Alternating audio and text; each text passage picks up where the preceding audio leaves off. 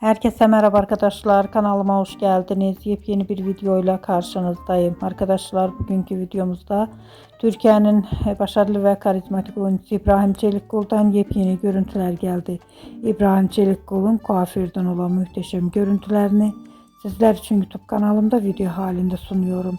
Umarım beğenirsiniz. Arkadaşlar videomu beğendiyseniz kanalımı izlemeyi ve bildirim butonuna basmayı unutmayın. Şimdilik benden bu kadar olsun. Yeni videomuzda görüşmek üzere. Hoşça kalın.